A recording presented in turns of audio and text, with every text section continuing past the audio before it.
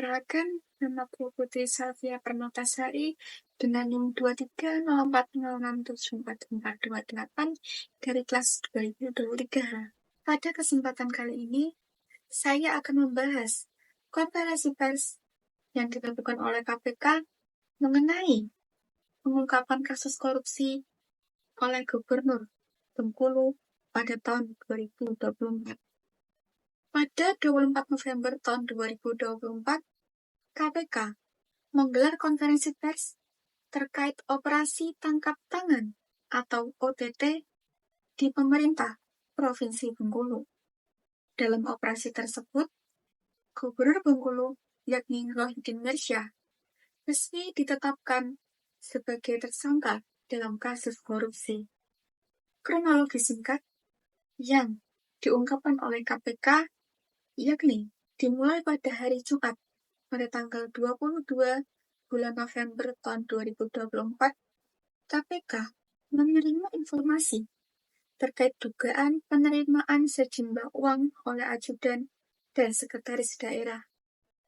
Kemudian pada hari Sabtu tanggal 23 bulan November tahun 2024, KPK mulai melakukan serangkaian penangkapan, yakni dimulai dari Syaifuddin sebagai Kepala Dinas Tenaga Kerja, yang kedua yaitu Syafiandi sebagai Kepala Dinas Kelautan dan Perikanan, yang ketiga Saidirman sebagai Kepala Dinas Pendidikan Bengkulu Selatan, yang keempat Ferry Ernest Parera sebagai Kepala Biro Pemerintahan, yang kelima Isnan Fajri sebagai Sekretaris Daerah, yang keenam Rohidin Mirsyah sebagai Gubernur, dan yang ketujuh Elviansyah sebagai Ajudan Gubernur.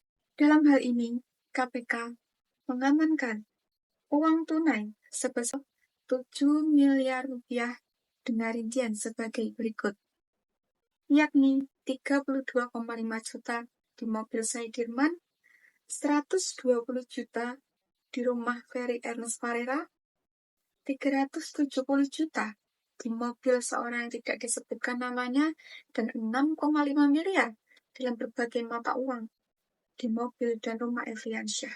Modus kejahatan dalam kasus korupsi ini diduga karena Rohidin ingin mengumpulkan dana untuk kepentingan pencalonan dirinya kembali sebagai Gubernur Bengkulu pada Pilkada November tahun 2024,